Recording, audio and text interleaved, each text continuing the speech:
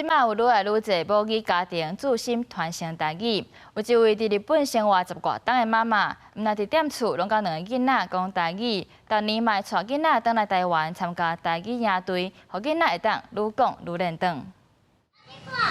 新妹，搁一个新妹，啊，迄摘新芽。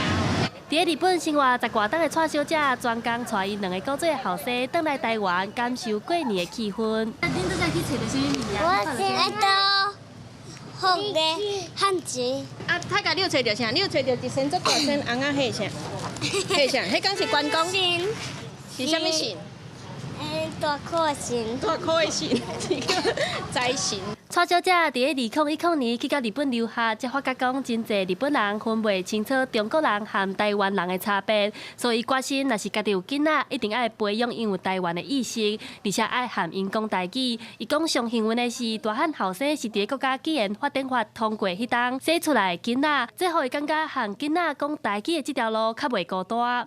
伊拄好出世，迄年是2019年，啊，迄年拄好是公司台语台成立的第1年。所以我就感觉讲哦，对，就是这，因为台语台有啊，就是代表讲一定有台语的资源会出来。对伊来讲，囡仔伫日本生活，毋免特别教因讲日语，伫学校自然会当学到。颠倒是讲台语和华语的分配，这是需要思考的问题。伊思考过后，认为以现在台湾的状况来讲，华语是较强势语言，囡仔以后要学相对资源真济。毋过台语若是厝内无坚持使用，真紧就会无去。我嘛是惊讲，我若是一开始先讲华语，较讲台语，安尼我可能我家己就会扣华语扭去，所以我就干脆讲一开始就转台语，安尼华语就互因豆学，大概转来台湾拢有这个环境伫，我就毋惊讲因后摆袂晓华语。